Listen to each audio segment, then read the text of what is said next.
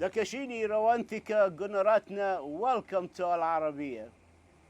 Thank you so much, Talal. It's such a pleasure to be with you today. You're very welcome.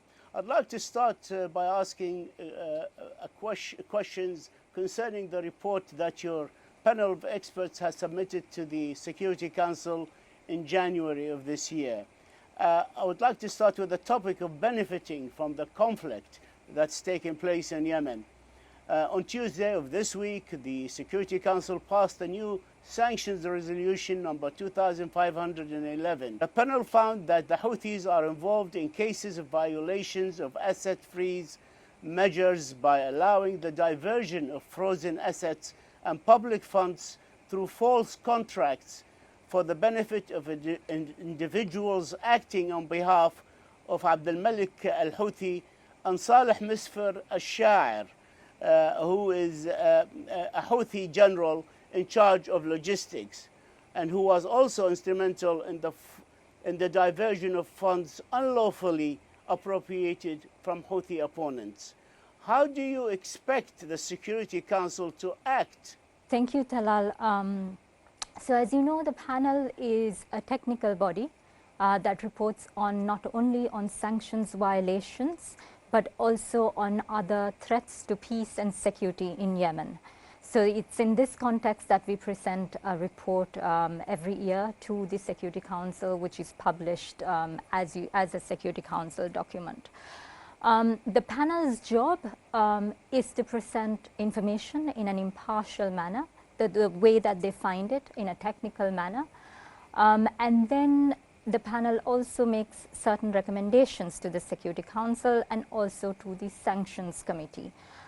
This Sanctions Committee, as you know, is a part of the Security Council. It's an organ of the Security Council specifically in place for Yemen. What the Security Council does with our report, we have utmost confidence in the Security Council, and on that we cannot comment. Our job is to provide the information to the Council. But if the Council does not show some teeth, why would the Houthis care about the UN sanctions or about your report? Again, Talal, we don't write the report for any party to the conflict. We engage as much as possible with all parties to the conflict to obtain information. And certainly when we find incriminating information with regard to violations, we always approach all parties to the conflict, the relevant party to the conflict. We believe in working in complete transparency in this manner. How different parties react to the report is entirely up to the parties. And again, as I said, the panel is a technical body that provides technical information to the Council, essentially with regard to how the parties receive that information, it's beyond the panel's control.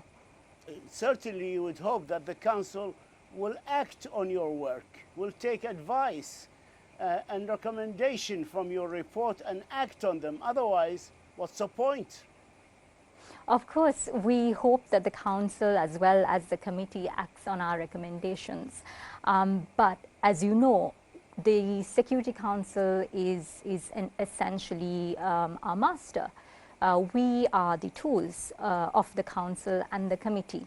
And so we give them full discretion to proceed with our report as they see fit.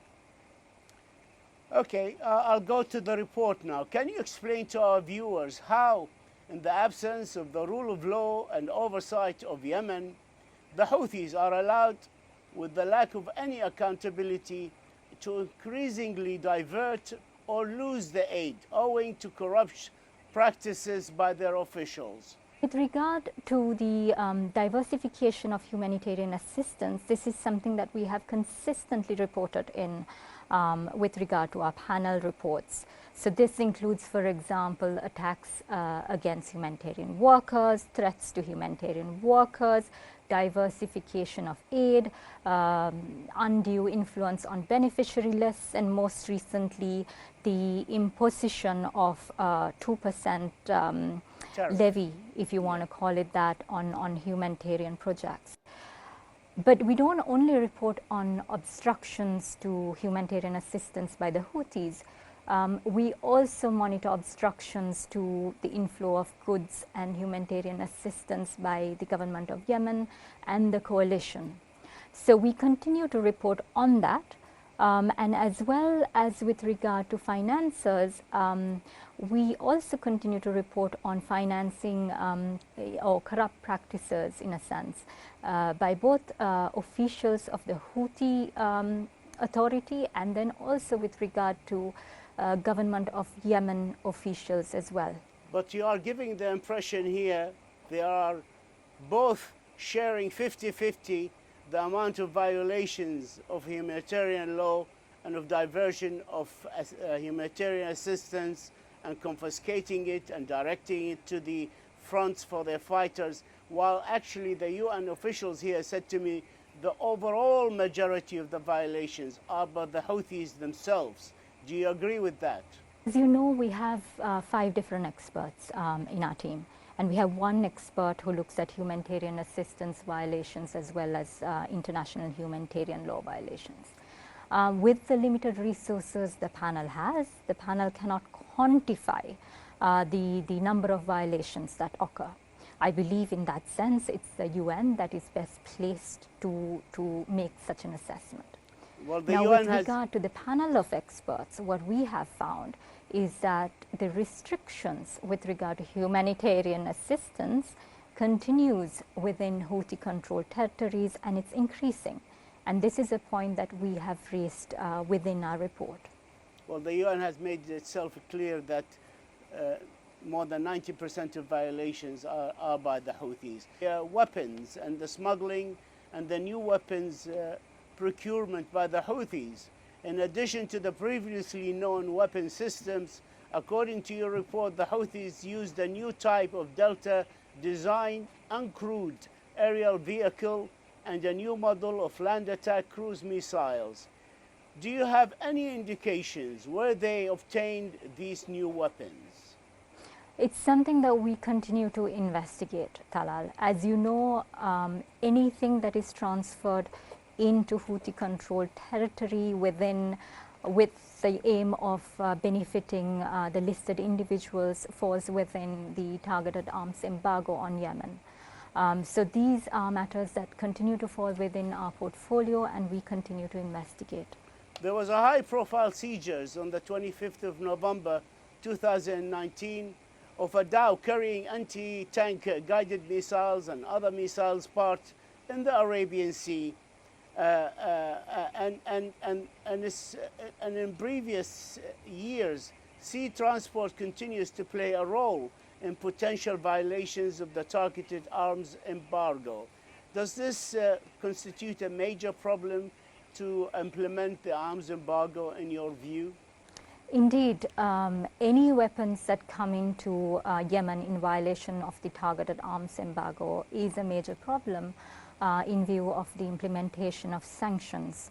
And yes, there have been a seizure in the Arabian Sea, and the panel has in addition documented weapons or weapon components or other equipment that can be converted into weapons coming through the land routes, the east, south part of, from south part of Yemen, and indeed irrespective of whether it comes by sea or land, anything that comes to Yemen in violation of the target arms embargo will certainly be a problem with regard to the sanctions implementation.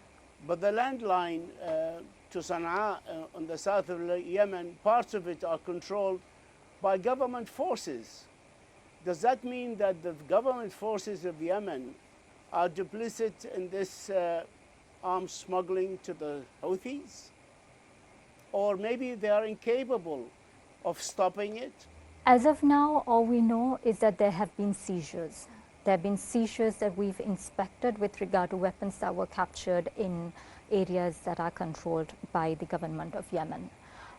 We do not make any conclusions beyond that, but we will certainly continue to investigate. I would like to touch on the treatment of women under the Houthis' control areas.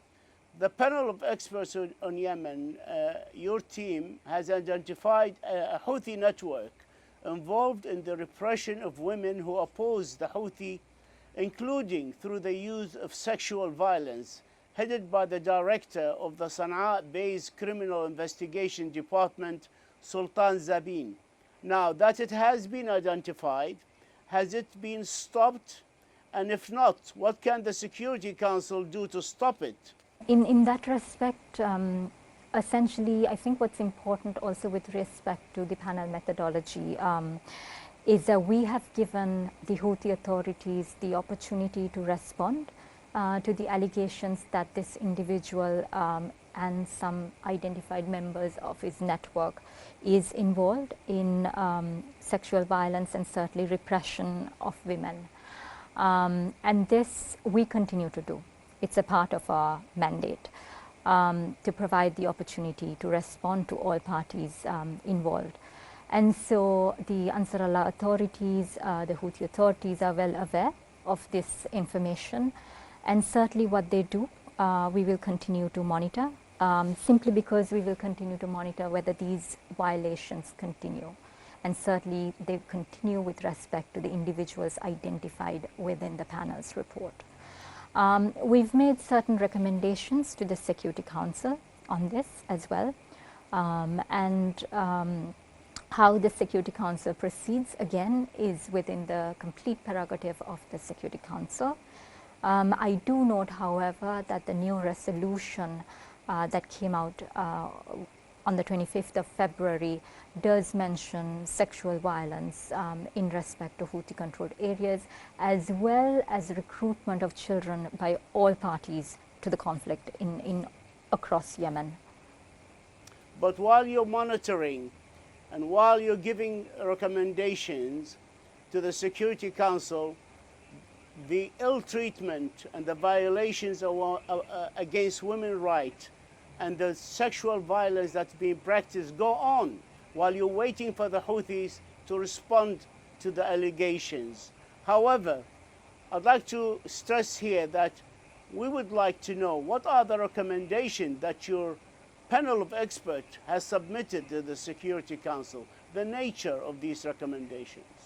With respect to the recommendations that we gave to the Security Council, I believe it's in our report, and as you know, it's multifaceted, the recommendations, some of them with regard to human rights violations, some of them with regard to financing, some of them with regard to arms.